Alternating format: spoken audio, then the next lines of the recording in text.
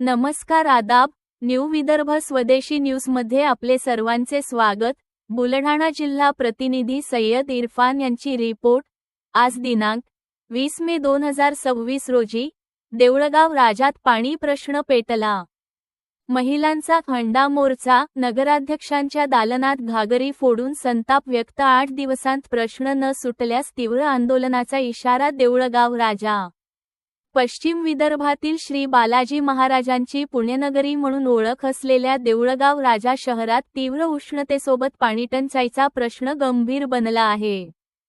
शहरात 15 ते 20 दिवसांआड होत असलेल्या अपुऱ्या पाणीपुरवठ्याविरोधात नागरिक, विशेषतः महिलांनी मे 19 रोजी नगरपालिकेवर आक्रमक हंडा मोर्चा काढत प्रशासनाचा निषेध केला।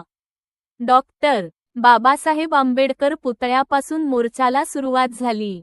हातात रिकामे हंडे आणि घागरी घेऊन महिलांनी घोषणाबाजी करत नगरपालिकेकडे मोर्चा वळवला।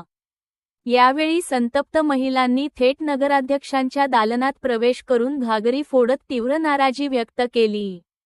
या आंदोलनात सर्वपक्षीय नेते आणि कार्यकर्त्यांची उपस्थिती होती।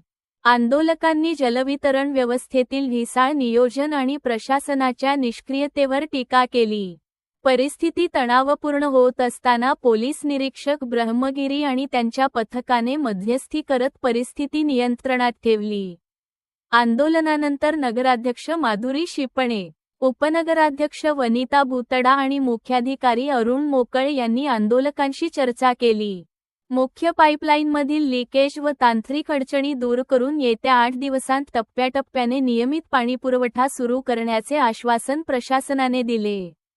दरम्यान, दिलेल्या मुदतीत प्रश्न सुटला नाही तर याहून अधिक तीव्र आंदोलन छेडण्यात येईल, असा इशारा विरोधी पक्ष नेते आणि नागरिकांनी दिला आहे। नागरिकांनी सुचविलेले उपाय: पाणीपुरवठा लाईनमधील गळती तातडीने दुरुस्त करणे, अवैध नळजोडण्या शोधून नियमित करणे, पाण्याचा अपव्यय रोखण्यासाठी जनजागृती करणे आणि वितरण व्यवस्थेवर नियंत्रण ठेवणे, या उपाययोजना केल्यास शहरातील पाणी प्रश्नावर मोठ्या प्रमाणात नियंत्रण मिळवता येईल, असे जाणकार नागरिकांचे मत आहे।